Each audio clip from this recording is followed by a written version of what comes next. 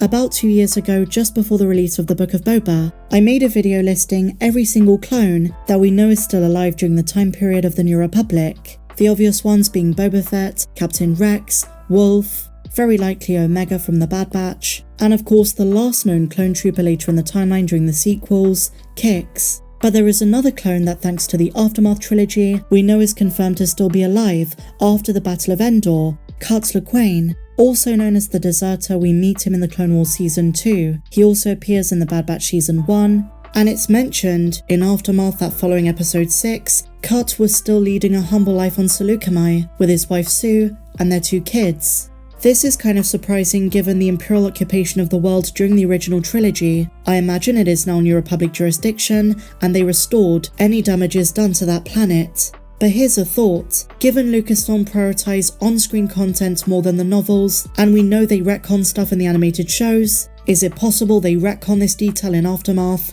and Cut dies in Season 3 of The Bad Batch? But if Cut is still alive later in the timeline, I would love for Omega in her 40s, if she's still alive by then, to go and see him. In the same way I hope she's kept in touch with Hera. It's really difficult every time I get hyped for the Bad Batch Season 3. I remember how emotionally damaging it's going to be. This is the 3rd and final season confirmed at Star Wars Celebration. We'll talk more about the clones near the end of the video, but just to do something a bit different, I want to talk about some predictions I have for the 3rd season. The first one is a time jump. The Bad Batch Rex and our allies, the clones that he was able to save, are looking for Omega relentlessly. I believe it's also going to be revealed that Wolf is the one who's been feeding Rex Imperial intel all along, and I think by the finale, the season is going to end with a clone invasion of Mount Tantis, trying to take down Imperials and save Crosshair and Omega. I believe Crosshair's going to help Omega escape, but is going to die in the process, and I also think the Imperials are going to really ramp things up. The Imperial Defense Recruitment Bill is in full force, the clones are being replaced, and as we spoke about at the end of last season, Phase Zero Dark Troopers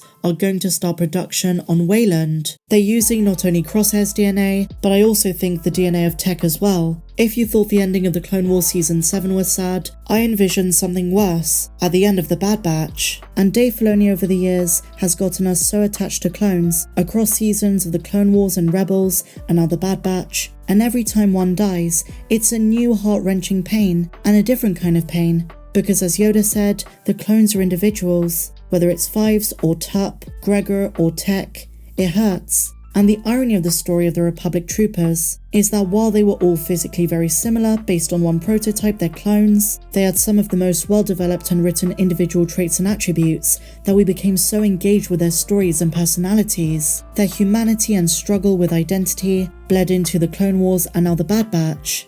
Coming to terms with purpose, now that the war is over, not blindly following orders, which is why Gregor's death later in the timeline in Star Wars Rebels was so powerful, the fact he got to choose what he was fighting for. And so when watching Bad Batch Season 2, Tech executing Plan 99 was difficult, and honestly, we should have seen it coming. The leg injury, his heartfelt conversation with Omega when Echo left the group, navigating the more fervent and personal side to him, and the unique way he sees the world. I just don't know how we're gonna cope if Echo or Hunter or Wrecker die.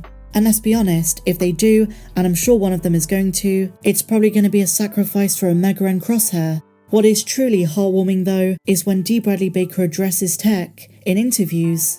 We saw him a few months ago at Indiana Comic-Con say goodbye to Tech one last time. In the voice, he gave us his final message from the beloved member of Clone Force 99. And since, as he often does, he showcased the various voices of clones he's come to perform over the years, including Tech. And he gets emotional when doing so, because in his own words, he's been inside their heads and knows them intimately. It's arduous and almost a conceptual thing to say goodbye.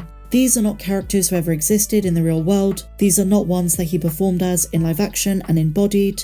They're ones he voiced for animation, but it demonstrates the power of well-written stories and characters, regardless of the medium. Fans who don't watch the animation are robbing themselves of some of the best Star Wars content. So hats off to Dave Filoni and Jennifer Corbett for such a wonderful character. And while we all miss Tech, while we all think, wouldn't it be so great if he does survive, and the goggles at the end of Season 2 means something, I hate to say it and it's really hard to say, but it might be time to let go. And in a sense, I hope he stays dead. because the emotional weight of his sacrifice gives gravitas going into the third and final season that sends a message of how real the stakes can be in this show. So hopefully this is not undone. But what about the other clones? Well, I came across an interesting theory that I want to share with you now. We know some clones have to survive, such as Rex, Gregor and Wolf, and their mission, aside from helping with Omega and Crosshair, is saving defected clones who no longer want to work for the Empire. Their chips are wearing off. They're not going to be able to save many of them. And so here is the theory. Fireball and Nemik will die in Season 3.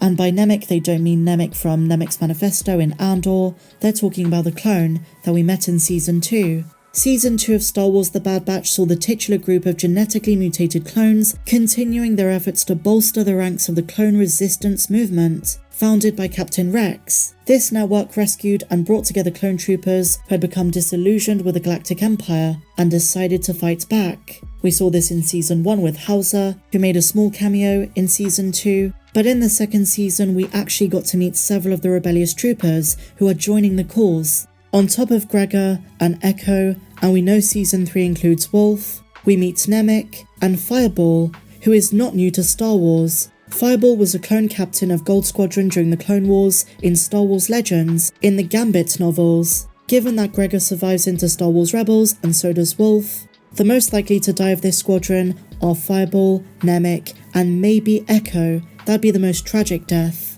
We can't forget Hauser, who is now part of the fight too. They rescued him. He is another possible casualty. Although these two troopers are relatively new additions to the team, some fans are already theorizing they're going to meet a gruesome demise in the third season of The Bad Batch. The theory states that these clones introduced in Season 2 are going to have a large and heroic role in the third. And for this reason, we'll get attached as we always do, and the creators will kill them off, making it hurt even more. They need to explain where all these clones were in later shows. And there is another clone we have to talk about, unrelated in this instance to Nemik and Fireball, Commander Cody, which D. Bradley Baker says is one of the biggest fan favourites in this franchise. He went AWOL, and I can't see The Bad Batch Season 3 not giving us obviously an appearance by him, but maybe also his death. I want Cody to survive, but you would assume he'd be with Rex later on, which he's not. Unless he goes on a mission, as we've spoken about before, to go and find Obi-Wan on Tatooine. And just before I go, in a couple of weeks we do have a brand new Bad Batch story coming in the form of comics.